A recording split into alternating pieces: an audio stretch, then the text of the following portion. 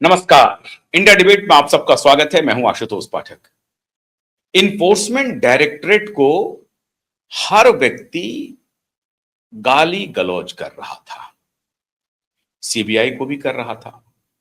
बड़े बड़े शूरमा आकर के गाली गलौज कर रहे थे और उसमें सबसे अग्रिम पंक्ति में ऐसे नेता थे जो नेता रूल ऑफ द गेम बदलने के लिए आए थे, देश में दुनिया में ईमानदारी का मॉडल प्रस्तुत करना चाह रहे थे और कह रहे थे एक ओम्बुड्समैन आने से सब खत्म हो जाएगा।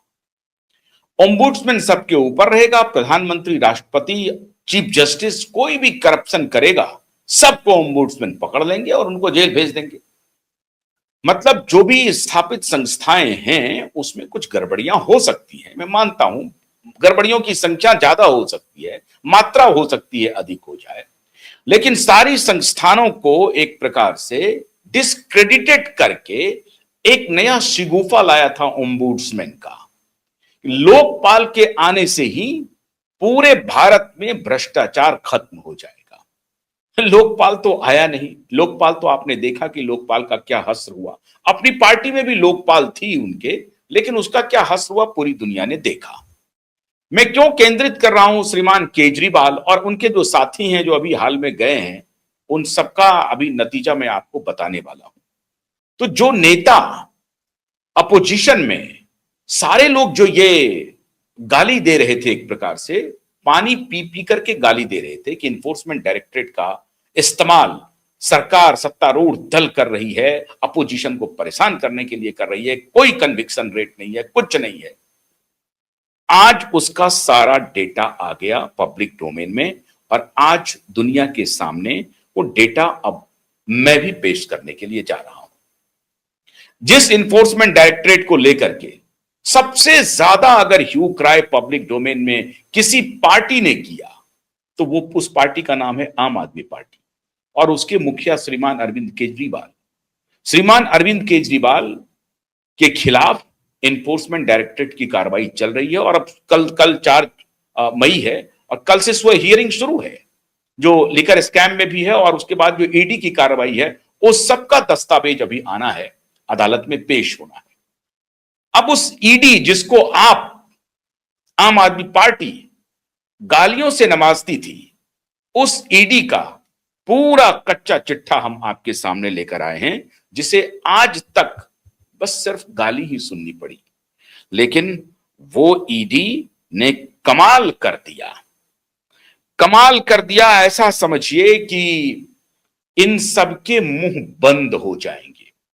एक रिपोर्ट है, enforcement directorate returns 32,600 crore to claimants in financial year 2026, more than double a year earlier.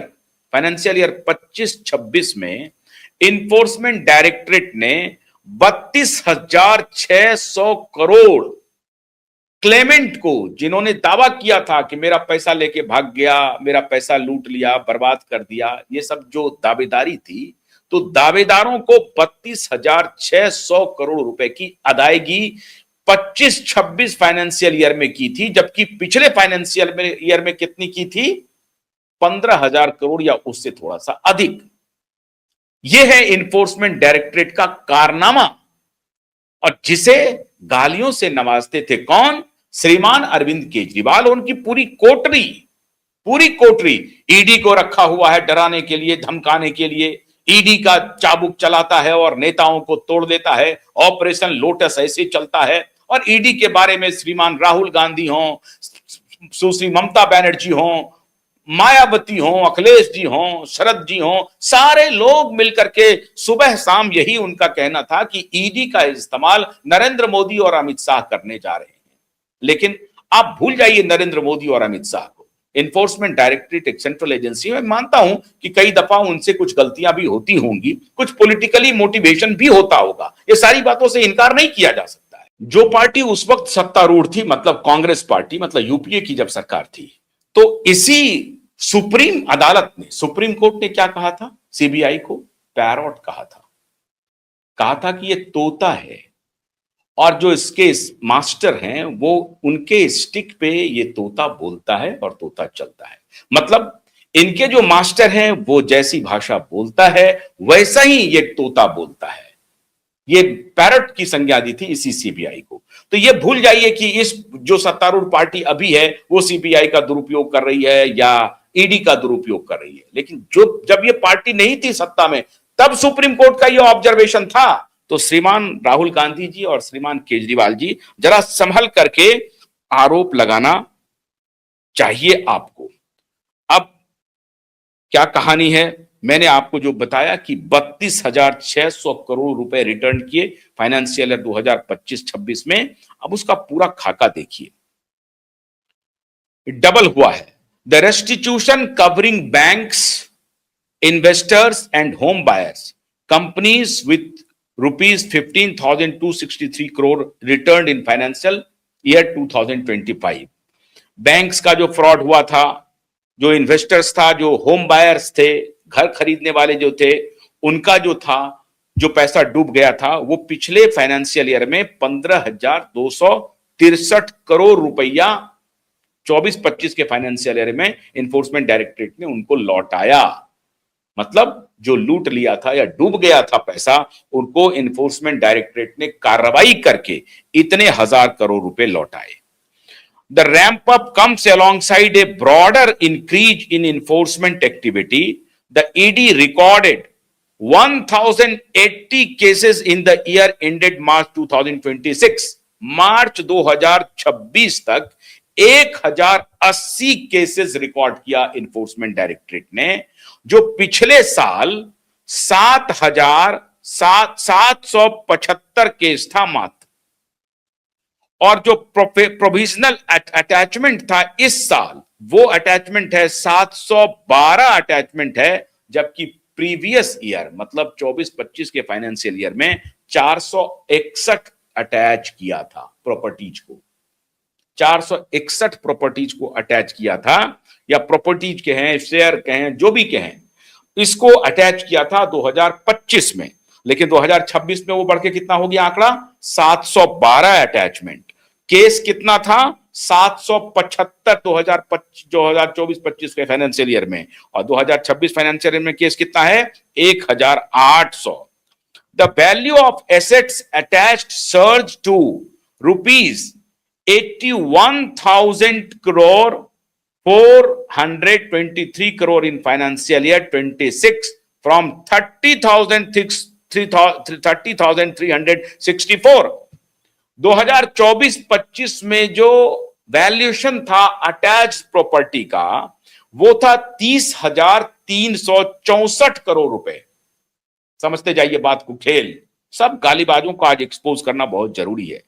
30,364 crore रुपए अटैच किया था 2024-25 फाइनेंशियल ईयर में, लेकिन 2026 फाइनेंशियल ईयर में वो जो टोटल वैल्यूएशन है वो 81,423 करोड़ का एक प्रकार से सीज किया, अटैच किया।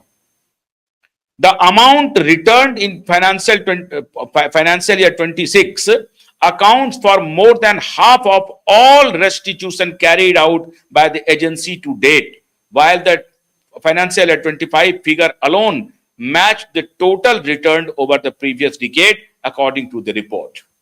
अब ये क्या कह रहा है, जो लौटाया वो अकेले जो फाइनेंशियल ईयर 26 है उसमें जो रिकॉर्ड बढ़ोतरी हुई है। अब कह रहे हैं, speaking at an event marking 70 years of the agency, 70 साल के ईडी के अपने पूरे टेन्योर में, ED Director Rahul Naveen said, sustained enforcement and policy action have led to visible decline in traditional offenses such as bank frauds, large corporate scams and real estate fraud। ये कह रहे हैं कि ED के action के बाद bank fraud, large corporate scams और real estate scams में ड्रास्टिक कमी आई है।